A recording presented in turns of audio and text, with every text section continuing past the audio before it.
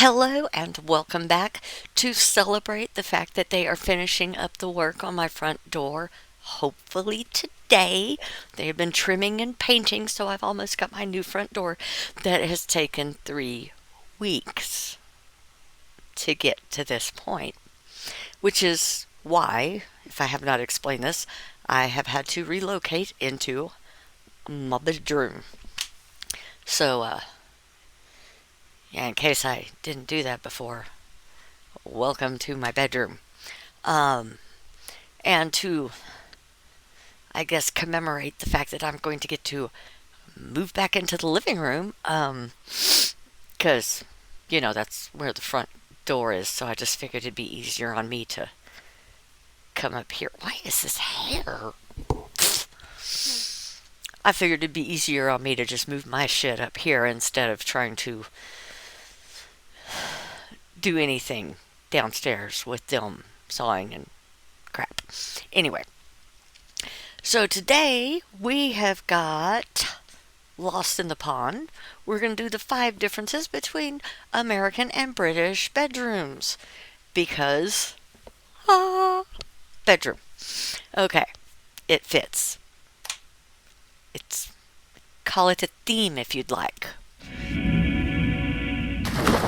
Hello, I'm Lawrence and I'm on a quest to uncover all of the memos that Britain and America lost in the pond, and one of those memos pertains to bedrooms. In Britain and throughout the world, people need a designated room where they can go to sleep and do other stuff, like reading, for example. But depending on the country that you're in, the bedroom, a word supposedly coined by Shakespeare, might take a different form. And as somebody who has lived extensively in both Britain and America, this is most certainly true of those two countries. And so without further ado, here are 5 ways that British and American bedrooms are very different. Before we even get to the main centerpiece of the bedroom, which is the bed, there is one major thing that American bedrooms have that most British bedrooms do not, and it's something contained not within the 4 walls of the bedroom, but within the wall. I'm talking about built-in closets. Now, this is my walk-in closet. I say mine, I mean it is shared with my wife, of course. I say shared, I mean it's mostly hers. So you might be thinking, well, Lawrence, where do British people hang their clothes? And the answer is simple: in a wardrobe that admittedly takes up more space, unless it leads to Narnia. But while America may have the advantage in the closet department, Britain is still leading the way on these. Okay, I'm going to stop right there. I guess we'll stop and talk on each one. The built-in closet thing. Okay. So a long time ago, when I was with my second husband, we were looking for a house. And I kept getting weirded out. We'd find these houses, they'd be okay. And there would always be like something off about them.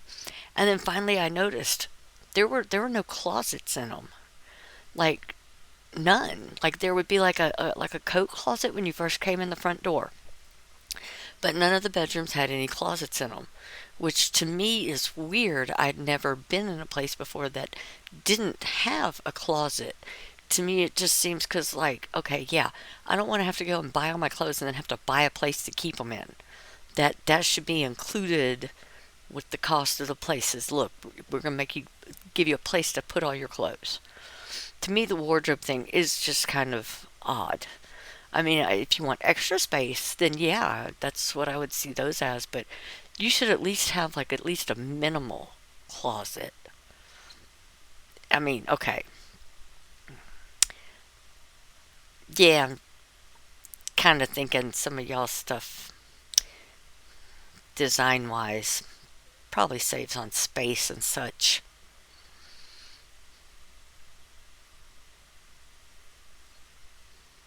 Yeah. All right, fine. That one can go either way. Ugh, hot water bottles. Do y'all still use those? Back in the days when I still dressed like a child, you bought me this t-shirt, so you can leave it out. Back in the days when I was still a child, I distinctly remember sleeping alongside a rubber accessory that was filled with hot water. It was a hot water bottle. And it was one of those things that I'd forgotten about until researching for this video. For anyone to not me, in the that just know, seems a like an hot water accident bottle waiting to is happen. exactly the accessory I just described, and its purpose is to keep you warm while you sleep. It can be a problem if you accidentally burst it, because then your parents think you have another problem and you have to go see a doctor. Now, with the advent of electric blankets, hot water bottles have seen a decline in popularity. This is particularly true in the United States, but I have it on good authority that people still occasionally use them in Britain. But part of me believes that most of them just use it to refill their tea without leaving the bed. As always, when it comes to comparing British and American things, inevitably it always comes back to size. And you might not be too surprised to learn that American beds on the whole are longer, wider, or sometimes both, than British beds. So let's take a look at how that plays out, or lays out. That's a bed pun. Sorry, let's just take a look. So the smallest bed size in the United States is the twin bed. This measures in at roughly 39 by 75 inches. And its nearest equivalent in Britain is a single bed, which is just as long as an American twin, but 4 inches less wide. After that, America has a twin XL, which is coupled with Britain's small double. Try saying that after 4 whiskies. And then America has what is known as the full-size mattress. This is 54 inches by 75.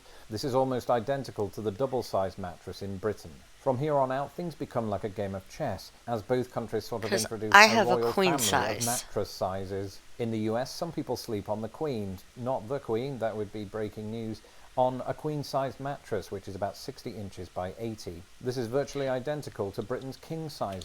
Do we want to test that theory? 60 by 80? Hang on a second. I don't have to go far. My kid is obsessed with measuring tapes. You know what?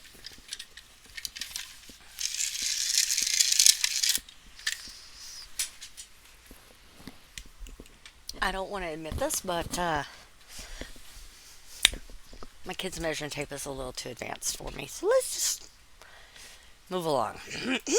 Mattress. But neither country ousts their bedroom monarchy there. What's better than a queen? A super queen. In the US, this measures in at 66 inches by 80. I've never heard of Funnily a enough, super the nearest queen. equivalent in Britain is called, can you guess what it's called? Can you? It's called a super king, and it's 72 inches by 80. And so Britain wins, except it doesn't, because America also has a king-size bed. That Yeah, I measures used to have one of 76 by those. 80. And at this point, Britain's mattresses abdicated the throne, while America's just kept going. That king size bed, like, I, I had to get a smaller bed. I actually wanted to get a full sized bed, but this bed frame was not available in full size, and I really love this bed frame. And since they only had it in queen, I went with queen because that's not too much bigger than a full. But the king size bed took up almost all that. I couldn't open my closet door the entire way. It was very, very crowded in here. With the California King at 72 inches by 84, and that's just showing off. So perhaps this additional size is why Americans are more likely to use one of these. Oh, I don't have However one. massive the mattress, it's more common in the US than the UK for it to sit on top of what is known as a box spring. And while I definitely couldn't claim to be a bed connoisseur, I hadn't heard of the phrase box spring until I moved to America. And there's a couple of reasons for this. Firstly, we don't call it that. Apparently, we call it either a sprung bed base or a divan. I've never used those terms either, and that's because this particular contraption is much less common in Britain. And so what is this contraption? Well, a box spring is a base that sits under your mattress that sort of incorporates a spring system like you might find in your mattress. And the idea is with that additional bounce, I won't keep doing that, the springs in the mattress have a greater shelf life. In Britain, our mattresses tend to sit on harder surfaces, meaning that the springs in your mattress wear down more quickly depending on how much you put them under duress. Mine were mostly fine. But so much for what goes under the mattress. Let's take a look at what goes. Now, if you do, they do screw you around here in America with that box spring thing, because a lot of times they don't give you a box spring. They give you what is called a box, which is literally just that. It is just the box spring with no springs whatsoever in it. It's just the wood with the stuff over it to make it look like you've got a box spring, but it is not and that's where they screw you around with the price on that.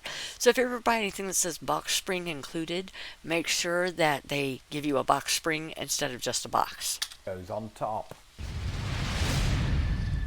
One of the most common bedroom differences I get asked about is, why do Americans sleep with that extra sheet between the quilt and you? And this is what's known as a top sheet. And while I Right. have read that top sheets have become less popular among younger Americans, they are nonetheless still in wide use. But what purpose do they serve? Well, aside from adding an additional layer of warmth for Americans that don't know the joys of a hot water bottle, a top sheet is often used for hygienic reasons. The theory being that your body, and therefore body odor and sweat and dirt, doesn't come into contact with the comforter slash quilt. And I can get behind this idea because it Okay. means you can wash the comforter less often. Who needs bulky laundry? Now, because Americans are more likely to use this approach than British people, they're also more likely to not use a duvet cover because what's the point? Wait, before we get to the duvet cover, one thing about the top sheet, it's not even so much that it's an added layer of warmth.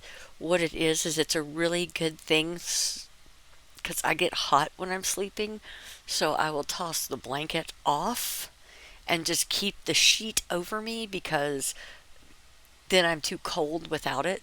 So it's that nice little mid place, but that's also only if I actually sleep in the bed. Usually I just sleep on top of it with that blanket because why not? In Britain, this is largely how we get around the hygiene problem, if indeed we choose to. Now, if Reddit is anything to go by, then this is the source of a heated debate. So let me know in the comments below, top sheet or no top sheet. As for me and my American wife, we compromised on both a top sheet and a quilt cover for some reason. That's it for this episode. Let me know in the comments below.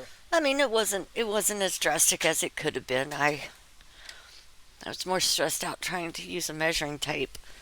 Um, that's gonna get heavily edited, potentially completely edited out. So if you don't know anything about a measuring tape right now, magic. Um, now I whoa.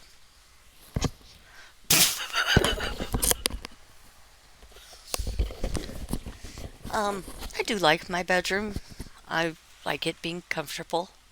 I actually love my bed because my bed is still new. My mattress came out of a box where you have to take it out of the bag and then it soaks up with air. So that was fun. Um, it is a pedestal, so I mean it's just on wood. There's nothing like under. I guess I could potentially. No, maybe. Yeah. It's got like the drawers and stuff in it. So I mean I fell in love with the bed frame itself. So it got my mattress up off the floor. I mean, I got this mattress at the same time. Before that, I was sleeping on a king size mattress on the floor, so it was just horrible. But hope you enjoyed the video. Um, is there anything he missed? I'm just gonna do this. You know what? We're just gonna send this. Here we have. This is Hades dragging Persephone down into the underworld. On the back of that is Cerberus. Here we have Venus. My favorite, Medusa. Here we have Odin on Sleipnir. Down here, this is Perseus with the head of Medusa. I had to put him on the other side of Medusa because, issues. This is the statue of the thinking man, everything except for Medusa and Odin. I can't. Medusa and Odin are reproductions of actual statues, like famous ones. Like this one's like 1500s or something like that. All of these are older than me except for Odin and Medusa, which I purchased myself. The others they were part of my dad's collection, and they were always there, and I loved them. And I've rambled on, and on, and on, and on, some more. I'm gonna cut it short. No, wait. I really missed that window. I'm just going to end it. I hope you enjoyed the video. Have a good day. Um, Try not to be a dick. You know. Till next time. Bye.